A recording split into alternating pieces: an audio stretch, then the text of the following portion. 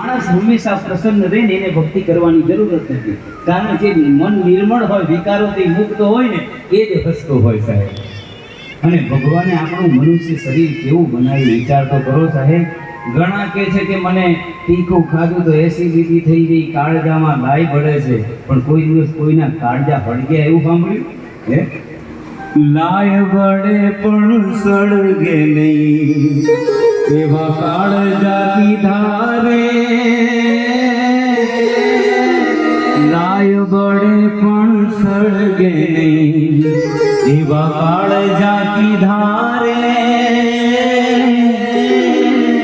દરિયો ખારો ને વીરડો મીઠો, એવા દાખલા દીધા રે.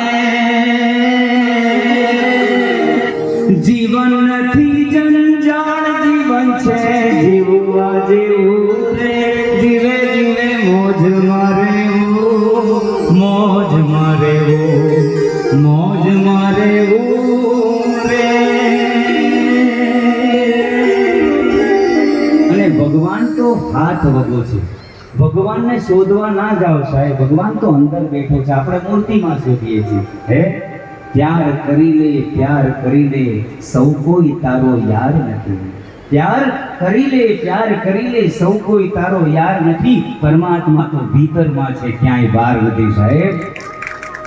અવશ્ય શિવલિંગમાં ભગવાન કૃષ્ણની મૂર્તિમાં, મહાદેવની મૂર્તિમાં ભગવાન છે, પણ એટલે બધે દૂર ના જાઓ તો શ્વાસોશ્વાસમાં બોલે એ કોણ સાહેબ? બોલે એ પરમેશ્વર છે સાહેબ. ભગવાન તો અંદર રહેલો છે, શ્વાસોશ્વાસમાં રહેલો છે, પણ એને ગોતવા જવાની જરૂર નથી. તમે એમાં ખોવાઈ જાઓ ને એટલે એ તમને ગોતવા નીકળે સાહેબ. હા, ગોતવા જાઓ તો જડે નહીં વો ગહન ગોવિંદો રે. ગોતવા જાઓ તો જડે નહીં વો ગહન ગોવિંદો રે.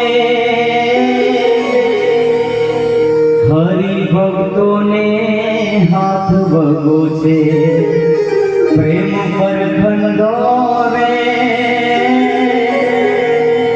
આપણો એવો પોકાર નથી નાભીમાંથી. દ્રૌપદીએ પોકાર કર્યો, મીરાએ પોકાર કર્યો, નરસિંહે પોકાર કર્યો ને તો આવ્યો છે બાપ. હરિ ભક્તોને હાથ